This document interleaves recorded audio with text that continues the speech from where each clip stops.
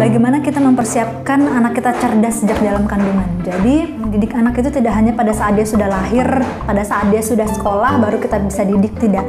Jadi sejak dalam kandungan itu kita sudah bisa mempersiapkan anak kita supaya memiliki perkembangan otak yang lebih maksimal. Pertama, kita harus perhatikan di trimester pertama.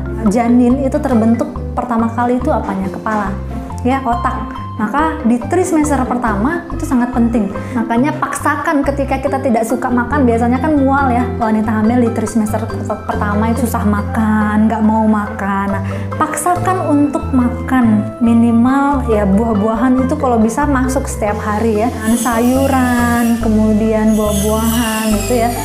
Dan semua itu juga harus hati-hati ya, harus dimasak yang benar. Asupan nutrisi di trimester pertama itu yang harus diperhatikan, karena itu pembentukan otaknya. Yang kedua adalah menjaga stabilitas emosi. Janin itu bisa merasakan emosi ibunya. Ketika ibunya bahagia, maka janinnya akan bahagia juga, dan itu akan membantu perkembangan janin lebih maksimal lagi.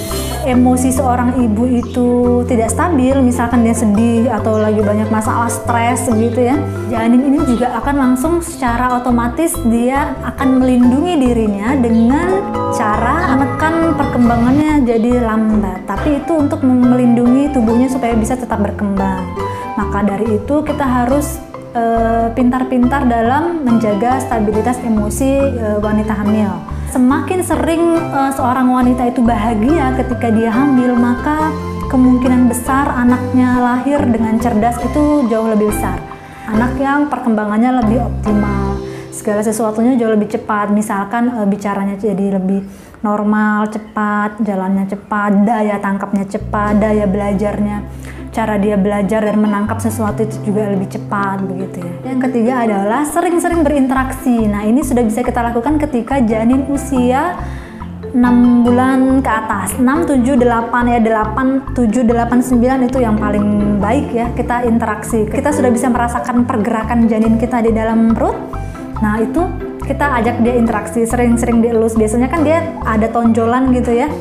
Tonjolan kakinya menendang itu kan bisa kita rasakan, jadi perut ibu hamilnya jadi kayak menonjol. Nah, itu kita ajak dia main, kita elus-elus atau kita pencet-pencet sedikit, tapi jangan kuat-kuat ya. Sering diajak berkomunikasi, berinteraksi. Misalkan kita mengenalkan dia suara-suara di luar, misalkan suara klakson motor kan lagi bunyi tet gitu, kita kasih tahu dia, nah itu tadi namanya bunyi klakson motor. Kemudian kita kenalkan dia bunyi air, kita percikan di gayung gitu ya, di atas perut ibunya kita percikan air atau kita siram air, itu kan akan terdengar suara air di telinga janin. Maka kita sampaikan, nah ini namanya air, suara air, karena janin bisa mendengar suara-suara dari luar, terutama suara ibunya sendiri ya. Tidak hanya ibunya saja yang berinteraksi, kalau bisa sama ayahnya. Ayahnya juga sering-sering ajak ngobrol anaknya. Dia bisa mendengar dari luar perutnya, itu bisa mendengar di usia itu tadi 8 bulan, 9 bulan. Kalau misalkan ada suara azan, nah itu kenalkan juga. Nah, ini suara azan, nah seperti ini. Azan itu ada setiap 5 kali dalam sehari, itu namanya panggilan sholat. Nah, seperti itu. Kita ngomong sendiri ya, walaupun terlihat aneh, tapi memang itu penting untuk merangsang perkembangan anak kita lebih maksimal di dalam kandungan.